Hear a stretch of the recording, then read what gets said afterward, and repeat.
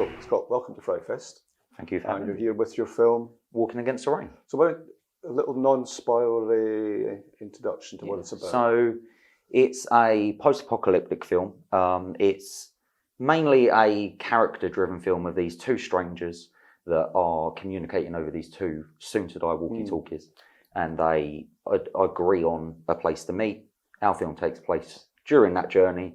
But then the horror element of it is there's these monsters we call the Forsaken running around that start to evolve. You know, at the start of the film, they're only hunting during the night.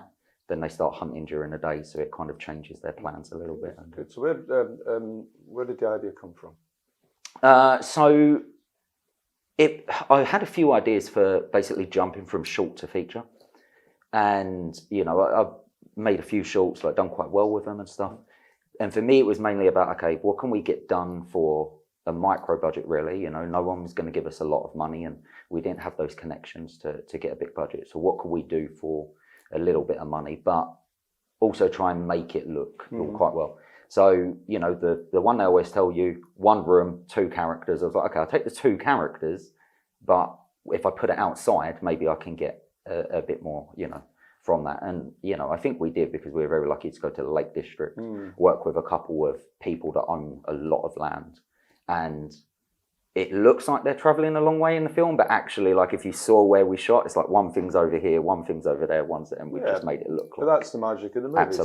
Absolutely. Yeah. So how did you decide on your cast? Because obviously, because it hung on two people, you had to get that right. Yeah. So that was, again, that was probably the most important decision we had, because it is really based on that like character-driven idea, and it's quite an emotional story at times and stuff. So the first person that was ever attached to the film was actually Reese.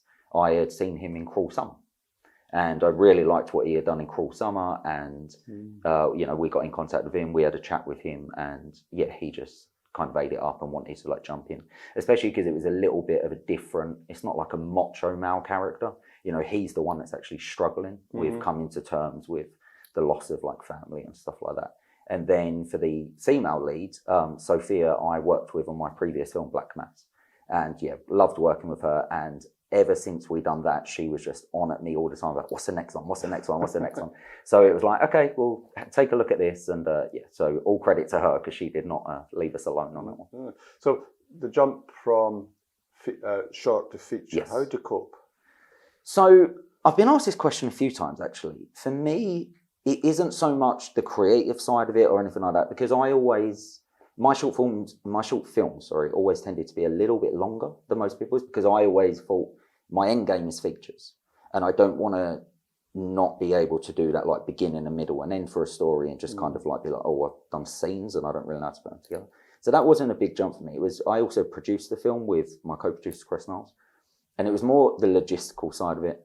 It was more watching that budget go through the roof. You know, as soon as you're taking people to the Lake District for 15 days and, you know, you're paying everyone, you're putting them up, all of a sudden your budget, and you're like, oh, we've got no money left. It's completely gone. So that was like a real one, like the logistics of it. And again, just shooting out in the Lake District, you know, getting buses to get everyone out to the locations and food and trying to work that on our budget, you know, not having a lot to spend. So yeah, for me, it was more the producing side. And then also looking at it from the point of view of, okay, when it's done, what do you then do with it? Because I think I also looked at a lot of films that I thought were really good, but didn't really do anything. Like they didn't play a lot of festivals, or they didn't sell or anything like that. And I'm like, okay, where did they go wrong? So for me, it was about, right, okay, where would we want to go? Let's FrightFest will be our dream, like premiere, you know, let's start, get you guys like kind of looking at it as early as possible. And then the same with sales, like kind of sending, you know, stuff to sales and being like, okay, would this work, you know, work for you? And obviously it's not for everyone, but you know, how would this work? And kind of having that end game. Yeah. So again, for me, it's a bit of a boring answer, but it was almost the business side of it and the producing side of it. Yeah. So, of course, shooting in the Lake District, how did the Great British Weather cooperate? So that was everyone's biggest worry, was where the majority of the film is outside. There's a few things inside, right? So like the rain will be fine with that. But then the big trick for us is the scenes where they're talking together over the walkie-talkies essentially have to look like the weather's exactly the same. But we shot all of Reese's stuff first, then brought in Sophia to do all of her stuff. So like they have like they're not speaking to each other or anything like that, and trying to match up. I was like, oh, how's this going to work? And somehow just I don't know, thank the film gods, like the weather was perfect. We didn't have to worry at all. Yeah, just lined up for us. It all just seemed to work. Yeah, it really did. Yeah, because I actually watched the film twice in the end, just to make sure that I knew enough about it to talk about it. Absolutely. And yeah. So, and did you edit it? I did edit it. Yes. Cool. So, but that's a very particular skill.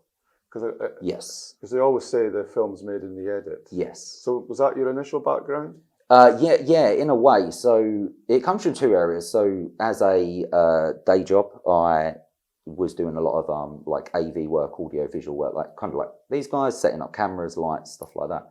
And then I kind of moved into like editing promo materials. So yeah, I kind of got my day job. But actually where it really started is when I was back in college, my film teacher said to me, I said, what is the most important thing any director can have?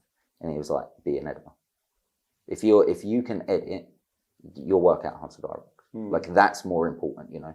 But if you don't understand the editing process and you're just like directing whatever during the day, that might be a nightmare when you come to edit. And that's why people go back out and shoot weeks more footage and stuff like that. Where, you know, it was a really, really tight shoot, like I said, 15 days. But I think the way we've always worked, got stuff done really quick is I shoot to edit as well. Yeah, I was going to ask you that, yes, because you'll have it in your head how you're going to edit exactly, it. So there's when we went on one of the recce's, there's unfortunately it's an old phone, I just changed my phone, but I've got photos of like the exact shots that we would have had that you know, standing in was actually my DOP, and I'm taking these photos of, right, we'll do this and we'll do it, and that's exactly how we ended up shooting it. Okay, so the first feature's done. Yes. Is it going to be playing anywhere else first?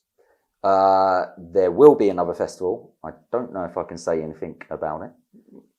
Well, you tell me on the quiet afterwards. I'll tell you on the quiet afterwards. Yeah, someone might kill me if I let it out before it comes out. Yes, so there will hopefully be a couple more festivals. Now we've got this done, and then we do have some sales agents looking at it. So hopefully following the screening tomorrow. Yeah, and what's next? So next is a project I've been working on for a while called The Wicked and the Damned. I'm an Essex boy, and I've always been really fascinated with the Essex witch trials. Oh yeah. And it's